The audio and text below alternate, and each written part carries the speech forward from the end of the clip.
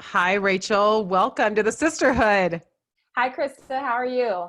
So well, and I am just thrilled to have you on today. So tell everybody a little bit about you. Well, I think I try to have a little elevator. They're pretty much just what I consider a online business coach who tries to work in the area of marketplace ministry, meaning just helping people to utilize their highest and best gifts to serve, their customers and their people that they're called to in the marketplace. And so, yeah, that's what I do. That's what I love to do. And I think that that's kind of my God-given place for this season, especially this season. So how did you get into that, Rachel? Wow. Entrepreneurship has actually always been a part of my life. I'm actually a lifelong entrepreneur. My dad was actually both a pastor and a businessman. And so here today, we actually still have our child care center, our early childhood education center. We've been in business nearly 30 years.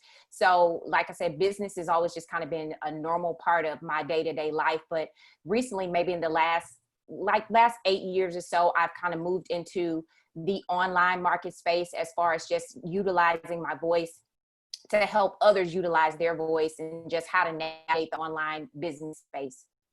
hmm So tell us a little bit about this idea. I mean, you talk about it's a perfect time to start a business or to come up with a new idea. And that seems really upside down to me because I think as we're fearful to take any risks and step out, you're saying, no, this is like a perfect time to step out and do something different. So talk to us about that. What do you mean by that?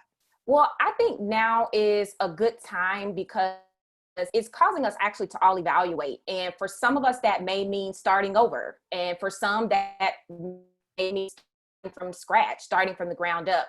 And even with the uncertainty, you've got to, learn the best way to move through this is knowing that we're all going into what's going to be a new normal. It's inevitable that we're moving into things that, some of us have no frame of reference. It's honestly a period of intense growth. And that can be scary because, again, we're moving into something we've never seen before. And I think even as I mentioned in my time in business, coming from an entrepreneurial family, again, I can remember being 13, standing at this learning how to make payroll. I've seen a lot, even with 2008, that was hard, but this is something completely different. And I think it's forcing us to kind of be more proactive versus just reacting and waiting on life to happen. And when you have to be in a place of proactivity, it gives you the blessing of shaping what you want your future to look like moving forward. And so that's why I say I think now is a really good time for us to really hone in into what we want the future to look like, even with the uncertainty. And I mean, life is uncertainties. Like there are always going to be uncertainties, but I think that this presents a really good time for us to really shape or reshape. And for some of us, again, that means starting over what we really want our future to look like. So that sounds really big and broad to me. If someone were to ask me, what do I want my future to look like?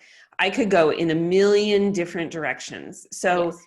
how do you start to help women think through breaking that down a little bit into maybe parts of your life, or are you talking just financial? How do you help people go from that big question to maybe a smaller question that feels more manageable?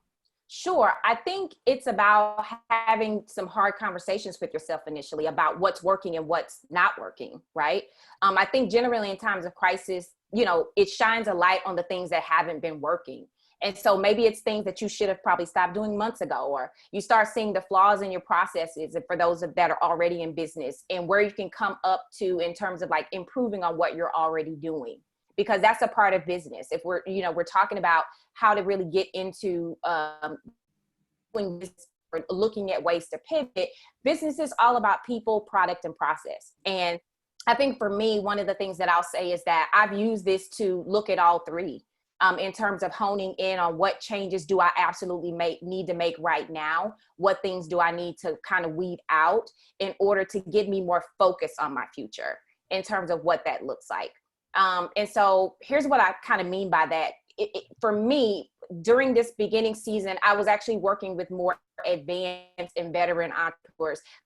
I shifted because of a lot of the things that I saw that were real needs in the marketplace. I shifted what I was doing to working more so with people that are beginners and that are trying to transition into the online business. I was able to hone in and get more narrow and focused on exactly what it is that was actually needed for that time. And so I think it's about, you know, asking God, what season of life am I in?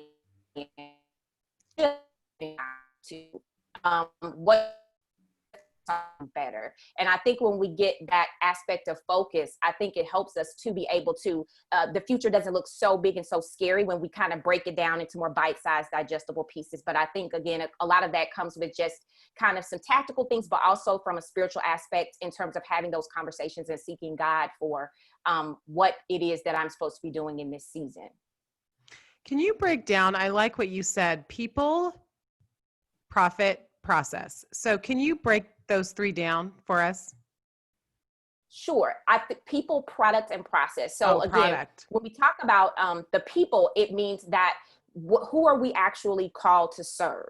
Like with our business. Again, I look at it from a place of marketplace ministry. I don't believe that there's a separate set of ethics and rules that govern us when we're in church versus when we operate in our business and how we treat our employees and how, you know, the experience that we deliver for our customers. And so again, when we talk about that, it shifted in terms of people because I actually shifted my focus in terms of what season of life my customers were in, right? So again, I shifted from the advanced and the veterans to the people that are actually now in the very beginning stages. So that first part is the people. And again, my products actually changed. So I guess you could look at that as profit as well, but I narrowed down my offerings to just 3 core offerings versus like a ton of different things that I was trying to do, thinking more means more. But you know, sometimes less is more. And again, it caused me to stand on those products.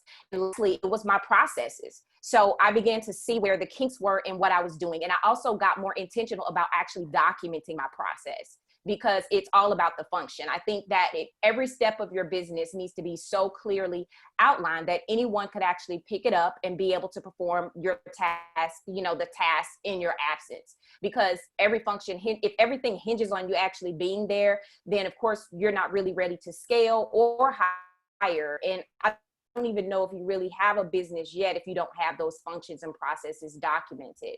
And so that's kind of where I get that people, product, and process mentality from, because those are the things that are going to drive your business and ultimately drive your profitability in your business when you have all of those things working in tandem together.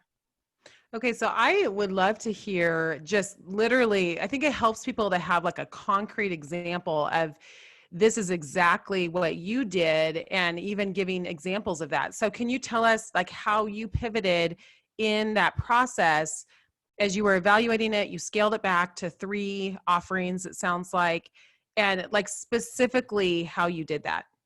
Sure. I think one of the things it always starts for me with like a mindset. So again, it goes back to that focus. Whenever I feel like I'm stressed or kind of in this valley of decision or just this moments of anxiety, I realize that I don't have the focus or the structure in place to be able to sustain where I'm at in that moment. So again, it took me kind of stepping back and changing my mindset to focus. And an acronym that I like for the word focus is follow one course until success. So again, as I mentioned, I narrowed down a whole lot of things in terms of really honing in on just one person in terms of my ideal customer, so to speak, in terms of who I was going to work with, who I was going to focus on. And then I actually narrowed down the actual offerings. So again, it kind of goes back to, in terms of just like kind of roadmaps and steps. One of the things that I focused on and that I did tell myself, because I already had an existing client base. So I didn't want to focus too much on trying to acquire a bunch of different customers or new customers. I actually went to my current client base and asked them, what did they need right now? And so for me, that ended up looking different because many of were,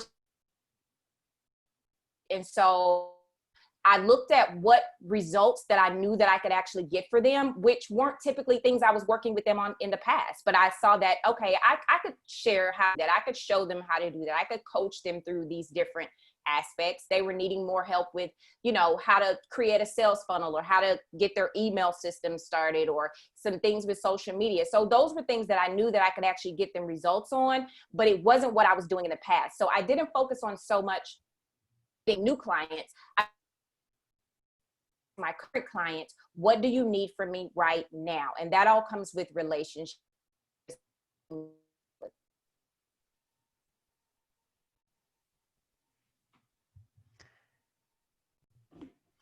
Okay, so Rachel, help us. I think a lot of people ask, okay, I have so many ideas. I could go this direction, I could go here, I could go here. I know my audience, I know this general genre that I want to swim in, but I have no idea which one to pick. How do we pick the most profitable idea? And how do we even know what that is? Yeah, I think that picking the most profitable idea starts with you asking yourself, what's easy for you to do, hard for most? You have results in. Even another question you could ask yourself is, what do people often ask for your advice in? And actually, whenever I get this question, which again is a lot, I often like to use this analogy that compares tour guides versus travel agents when explaining how to actually find your most profitable idea. Because I think sometimes people feel like it's going to cost a lot of money to get businesses started. And one of the things that I really like to help people do is to actually businesses using what they already have at their disposal, using what they already know, or learning how to package their knowledge and their expertise, whether that's in the form of an online course or workshops or ebooks or books in general, and to get into what I call the wisdom business, meaning they are sharing again their knowledge and their skills. And so one of the analogies that I like to share that helps kind of make it really clear on how to actually find the thing that's going to be your most profitable business idea is to look at what tour guides do and what travel agents do. So naturally, when you have a travel agent, they're booking trips for you, they're setting up places for you to go. But generally speaking, your travel agent doesn't go to that place with you. Oftentimes, they're sending you places they themselves have never been. But a tour guide is a person that's actually there with you in that place, right? We've all been on tours before. They're out front. They can tell you the history of that place. They can tell you the shortcuts. They can tell you where to go, what places to avoid. And they're with you in the journey. And they know that place like the back of their hand because they've been there time and time again. And so one of the things that I like to focus on is helping you to become a tour guide for the people that you are called to serve in your business. So that means using what you know well. A lot of times that's taking situations that were difficult. Maybe you got yourself out of debt, or maybe you got yourself out of a bad relationship, or maybe you lost a ton of weight. Like using at your disposal and looking for the system and what you went through to become that tour guide because you've been there time and time again. I always say our ideal clients are generally a previous version of us. And so how can you use that to actually be somebody that can be out front and taking that journey with your clients, with the people that you're called to serve, and being there with them? Who better to do that than somebody that's walked in their shoes and understands where they are and can show them the pitfalls and can show them the actual system, because they themselves have gotten results walking that same path that they're guiding their customers on. And so that's kind of like the first step to looking at it. And of course, that's a whole process and evaluation of looking at exactly what those things are. But again, a lot of it just starts basically with looking at what areas in your life have you actually obtained results. Results meaning actual, visible, tangible results that people can actually see. So looking at what do you have results in, what system arrived at that you could share and help other people with in your business. That is so excellent. I absolutely love that analogy. And I think it takes a certain level of naming of, I have had success in this area, or I have had results that I was striving for in this area, and owning that a little bit. So can you speak to that confidence piece? Because I think even if even if we've had some success in something, we may not consider ourselves experts in it. And like, who am I to help someone with this? So can you speak to that? Krista, absolutely. I think that's the biggest, I think that's like if we can get over that particular hurdle, like we're going up, all is up from there, right? I think that's the biggest hurdle for women because of things like imposter syndrome, or looking at, what will people think if they knew that I actually went through that? But to me, you do a disservice to the people you are called to. You don't own it and own your knowledge and your expertise. An expert sounds big and scary, but to me, the only thing that really makes you an expert is that you know more about the subject than the people that you are teaching, right? So if you are a 5 on a scale of 1 to 10, then you're not targeting 6, 7, 8, 9, 10. You're targeting 1, 2, 3, and 4, and you serve them at the level that you at with the knowledge that you have. Because to 1, 2, 3, and 4, you are their, you're their saving grace. You're their ticket out. They're looking at you as the resource, and they as an expert because you know more about it and you've achieved and gotten to a milestone that they themselves are trying to get to. And so I do believe that that's kind of like the biggest thing, but I believe that you do the world such a disservice when you don't share, your story, because so many people feel like they are in these things by themselves, or they feel like they're going through things that nobody has ever went through. And when you don't speak up and use your voice and share, hey, I've been through that and this is how I got through it. Come with me. I show you how. I think that that's when you truly do get those things like fulfillment and happiness with the things that you're doing, because you know that what you went through wasn't in vain. Yeah. I'm thinking of the examples you gave of losing weight, maybe putting yourself through school could be an example. These milestones, getting out of a bad relationship. I would think that for a lot of women, they have those, but they don't think of them as areas of accomplishment necessarily, but areas of survival. But if they go back and look, they can see, oh, this is how I actually accomplished this goal. Right. And I've never actually thought about the practical steps I took to, let's say, put myself through school.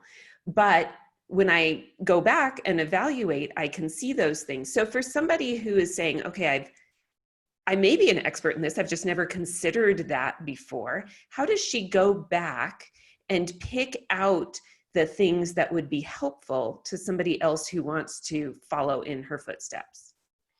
I would say that from just a holistic way of kind of like the high level view is kind of having those moments of introspection. Again, and one of the things that I do for my clients and my students when I'm kind of teaching this particular topic is I actually have them to create a spreadsheet listing every kind of like almost like I call it kind of like a brag sheet where you're kind of bragging on yourself, but just listing out every single thing that you can think of in terms of just things that you have achieved.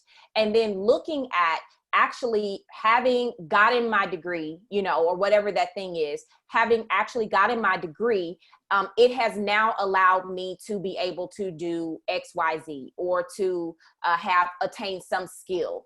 And so just going through breaking out all of those things and looking at what having achieved that allowed you to do, that you could share with someone else, then it kind of helps you to start realizing, and they become more concrete in terms of the fact that they are an actual visible, tangible result for you. And so I think it's going to take going back, doing those moments of introspection. And that may be that you sit with your, just kind of sit for a couple of hours and just write those things out, and then actually look for examples of what those things have now allowed you to achieve. Again, kind of helping you to own that and see where it is actually in play in your life in terms of who you were before you were able to do that, or who you were before you did that and who you are now.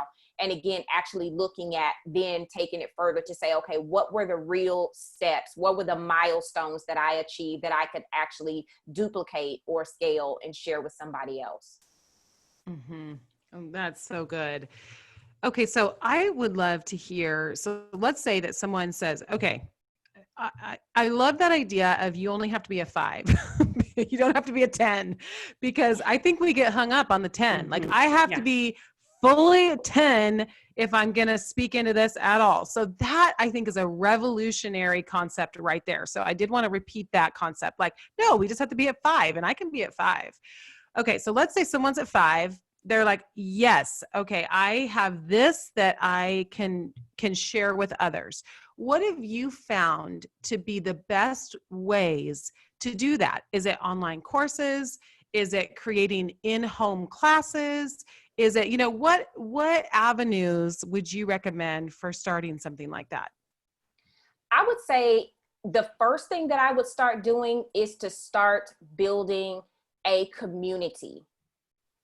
Start building your brand, and not necessarily building a brand in terms of logos, colors, and fonts, but building a brand in terms of letting people know what they can expect from you, and branding yourself as a resource for your audience. One of the things that I've seen is that sometimes we feel like it's a course, sometimes we feel like it's this kind of in terms of the modality. But before you decide on the modality, I think it's important to actually build community and see where people are actually congregating and what issues they're congregating about, right?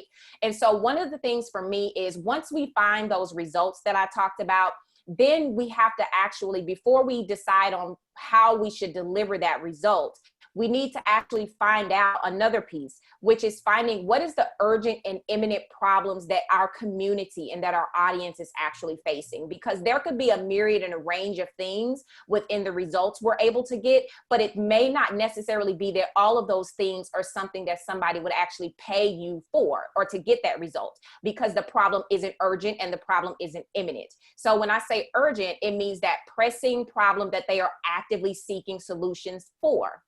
And when I say imminent, it means what will your target audience or what will your prospects problematic reality be if nobody steps in with a solution to this problem? So for a mom who has 2 more weeks of maternity leave left, right? Her imminent problem is that in 2 more weeks, if she doesn't find daycare or somebody to work to keep her baby, then she's going to have to try to figure it out, or she may not be able to go to work. So it's going to present problems, but it's imminent, like it's coming. There's no way around it. So what are the imminent problems that your customer is facing, and the urgent problems that they're actively seeking solutions for, meaning whether they're searching on social media, whether they're Googling, whether they're buying books on Amazon? What are those 2 things? And then how can you intersect it with the results that you're able to get for them?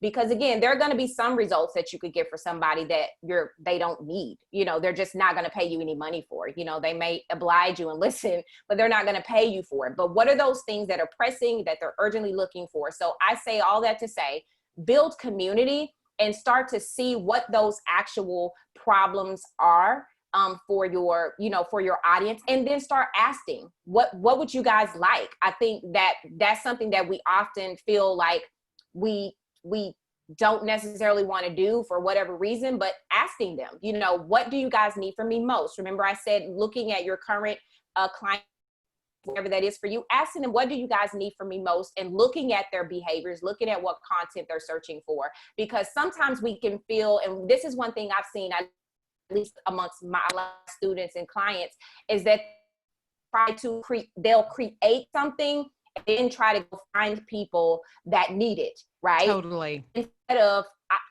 I recommend you actually go find the problem that your customers and your base needs, and then create it for them.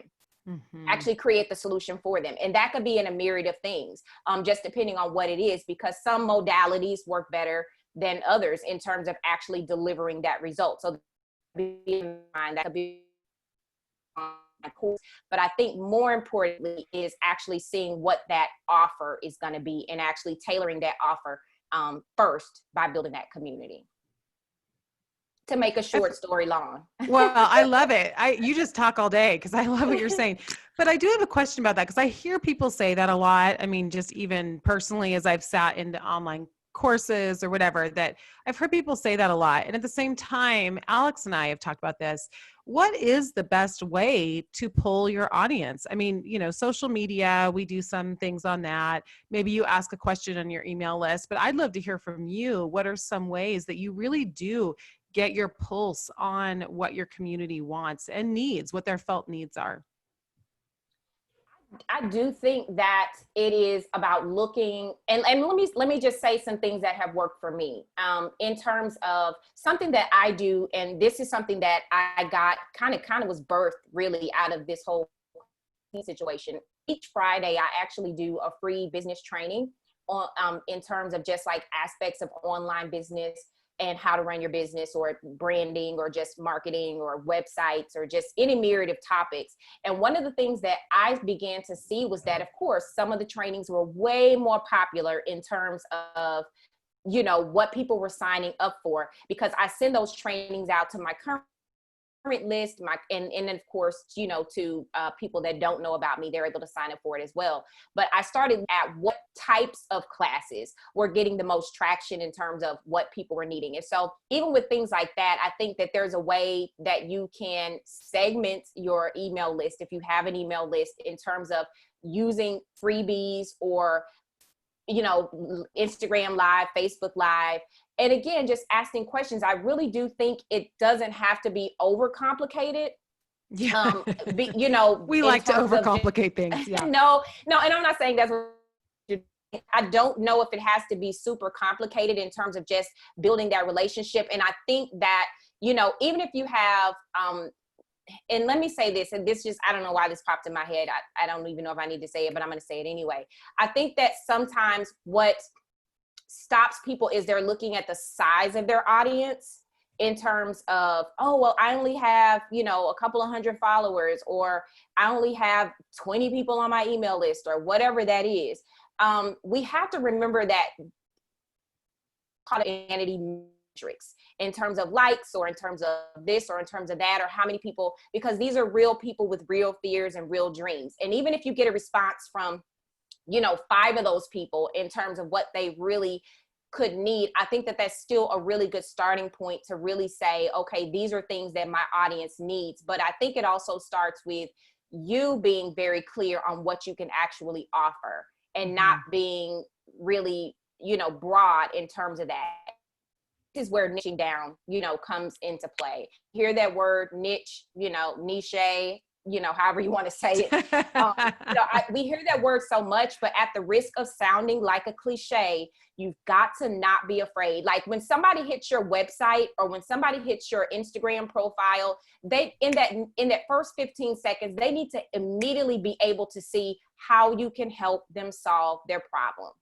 Because again, it's not about, you know, you and how great you are. It's you're in business, looking at ways to become a resource. And if they can't really tell how you can actually help them to have a better life, or to alleviate the problem that they're actively searching for answers on, then they're going to skip over you and they're going to move to the next thing. So I think you've got to also be not afraid to niche down and get really clear on what it is that you have to offer. And so that's kind of my take on it.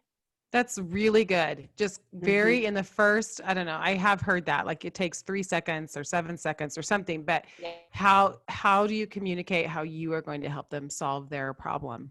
That's a great clarifying question right there. Yeah. Yeah. And I also heard you say that we want to ask people directly, how can we help you? How can we serve you? But really to be watching responses, so that when you post something on Instagram and you get a huge response, to not just be like, wow, that was cool, but to stop and figure out why, what nerve did this hit with somebody, Right. with all these people. And then getting back to the, what was it? The people, products, and profit. Is there a way for me to serve them in a way that can be monetized? Is there a way that I can help them solve the problem that this particular post is kind of hitting on? Resonating with. Yeah, exactly. Look at how it's resonating with them the most. And one of the things I saw that I did see, and I saw from my trainings, is that my trainings that actually walked people through how to use certain types of software to actually create certain digital information products began to be the most popular, because again, everybody was looking at that time to how to create an ebook, or how to use Canva to create, you know, more content. Because, you know, so I had to look at that, and I couldn't ignore, you know, what this was actually saying to me. And so I started to put energy into sharing things around that. And I began to see again that it was very much so more popular, and people still ask me, to the, hey, do another class on, how to use Canva, or how to create your ebooks, or how to, get further into these different topics on softwares and things like that.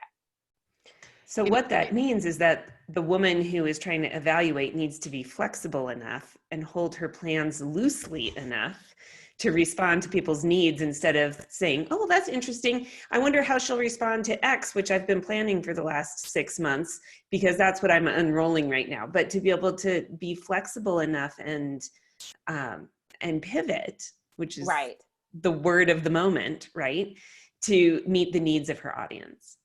Absolutely. I think that's the key is to be flexible enough in business to move with the needs of your customers. Because if you're so rigid to where you're not willing to be flexible, then you're going to miss it, and you're going to miss opportunities, not only to just make money. Of course, we know that, that's the bottom line in business. You want to make money, but also to serve. And I think when you serve people well and you're able to help people live better lives through what it is that you offer, the money comes, and the money comes, more frequently when you're actually people to support. Yeah, I just have experienced this myself. I've recently launched a home coaching business, which is a combination of life coaching with the home. Okay. And I thought that people would be wanting one thing and they're actually wanting another. And so, but I kind of wanted them to want the one thing. You know what I'm saying? Like, I wanted to coach more in this area, but they're really wanting coaching in this area. And so that's been challenging for me, because it's hitting on kind of what I wanted versus what other people's like immediate felt needs are. And so that's been an interesting tension for me. And so it's good to hear you say that. I do, before we let you go today, want to ask you, what are some really strong marks of a good brand? Like, once you create whatever it is that you're doing, what are those things that really create that branding? Well, I would say looking at what a brand is, to me, all brand is just the mark that you're leaving on people. It's the imprint that you're trying to make on the world. And I think the minute that you start sending your desire, into the world, you start creating your brand. And when you talk about branding, it's so important, Krista, that you take control of how people see you before they ever meet you. That's what branding does for you. And so, again, it starts to shape what people see. And so I think some of the marks of a really good brand is, let me say, that people are pitching stuff online all day. You want to actually present yourself as a solution and a resource. Again, I keep saying that, but I can't say it enough. You want to start positioning yourself and branding yourself as a solution, as a resource. And when people see you as a resource and a solution to their problem, instead of just more noise in the marketplace, then I think your brand starts to speak for you, and you have less problems selling to them in the future because your brand has already sold you to them. And so as entrepreneurs, that's what we do. We solve people's problems in the form of selling the results to people, not just selling a bunch of stuff. And I think that a strong brand, again, is not just your colors, logos, and fonts, but it is delivering a consistent message over time, delivering a consistent customer experience. What do people get when they get you? What do they get when they get your business, right? And so, to me, that's kind of the basis of it, is what consistent experience are you delivering. And I that when you are consistent, that it builds your brand up, and that could be good or bad, right? So if you're consistently delivering these things, it goes all the way back to what I said about people, product, and process. Your processes need to be documented. I think that a strong brand has strong processes in place, and so you've got to make sure you have those things. I think a strong brand knows the people very clearly in terms of who they are called to actually serve. You're everybody. Essentially, when you're aiming at everything, you hit nothing. So You clearly know who the people are that you are called to serve, what you do. And then there's that product, that offer. They have a very strong offer that solves a problem that people are urgently and imminently in need of. And so I think that all three of those things ultimately can create a very strong brand for you. If you focus on really honing in on that, and that is painstaking work. It is not easy. So I don't want that's what I'm saying here to some pie in the sky. It's a lot of work. It comes with immersing yourself in the minds of your target audience and really, really, really honing in on what your offer is and why somebody would actually pay you for it, and getting your message in terms of even going back to what I said about using your story, using that thing you've been through. What is that message that people are consistently hearing from you that they actually can resonate with? How can they connect with it? And so those are some of the things that I think really can make up a really good brand if you do the work to actually figure out what those things are. And that is painstaking work, but it's work that is well worth it if you sit down and take time to really hash that stuff out. Mm-hmm. Well, that's really helpful. Okay, last question. Work-life balance. What are just maybe your top 3 tips for balancing, where, especially if we're looking at, I feel like more and more people are working from home and more people are doing online type businesses, which makes work-life balance really hard because work is always there in your home and now they're mixing in a really hard way. So how do you do that? I would say one of the first things that I would do, and this is something that I've been really, really trying to be very intentional with, and that is what I call purposeful prioritization. Now, I'm somewhat of a workhorse by nature, and so my mindset has always been, and I'm still working on it, but my mindset has always been, I thought by doing more, I could get more done, when actually, even in this pandemic with the slowdown of things, it's shown me that, how much of what I was actually doing was not necessary to me actually being successful in what it was that I was trying to do. And so when I say purposeful prioritization, I mean the fact that when we talk about prioritization, it just means moving number 7 up to number 1 spot. But purposeful prioritization means that does number 7 need on my list?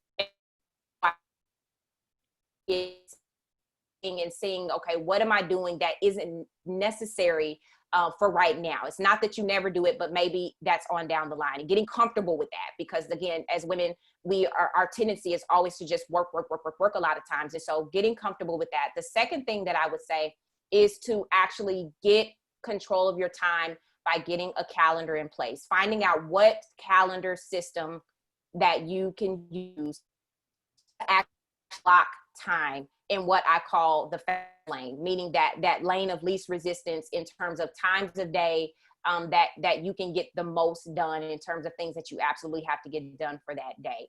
And so usually for me, that is early mornings when things are not as busy. That may be different for someone else depending on what's going on in their day, but you've got to get it, because if it's not scheduled, it's not real. I think sometimes we feel like because we've got to get things done that, time is going to yourself more so now than ever, that you've got to create the time that you need during the day. And so when I say create the time, meaning again, looking at what needs to come off of our calendars, what needs to come off in terms of freeing up time to actually do the most important and pressing things during that day. Mm-hmm. Wow. And that's a whole nother conversation about time management. But I think it's important to include here, because what you said, if it's not scheduled, it's not real. I'm just thinking about my days. I've kind of been living the same life since March, where my kids are home all the time because we went from school year right into summer with everybody home, and the days can bleed into each other. And the things that get done are the things that I have on my calendar. Even though I'm not leaving the house, I am still scheduling them. Yeah. And that just lets my whole family know from 10 to 12, I'm on the phone. Well, I could do that in so many other areas of my life, and say, I'm going to schedule out my days, even though I'm not going anywhere. And that's why I think a lot of women right now are struggling, because the structures that were in place of taking kids to school or going into the office, those things are not as frequent right now. And so how do we create that infrastructure in our day so that we're not still in our pajamas at noon, which I have been multiple days in a row still in my pajamas. Now, I can be productive in my pajamas, but just those things that unless you make that effort and that conscious effort, they may just kind of bleed into each other, and the productivity may not be maximized like it could be. Absolutely. And I think one of the things that is key to keep in mind too is getting buy-in from the people in the home, like around things that absolutely have to get done, in terms of saying, okay, guys, you know, from this time to this time, you know, maybe we're, you know, all doing this, or, you know, mommy can't be disturbed, you know, during this time, like getting that buy-in, letting everybody know, again, we're moving towards a new normal, and that's okay. Things are going to look different, but different doesn't mean bad, right? It just means different. So just getting that buy-in from everybody, that everybody maintains some level of normalcy in terms of just like that, like you said, that structure during the day. But definitely, I believe that that could mean for a lot of women, again, finding that time of day that kind of puts you in the fast lane, meaning there's not a lot of traffic, not a lot of stuff. Your emails aren't going off before everything else has a chance to hijack your day. And so for me, that meant getting up much earlier. And I'm not even a mom. And because of all the things that had happened in terms of stuff being so different, I even saw how valuable it was to get up earlier to actually start getting things done. And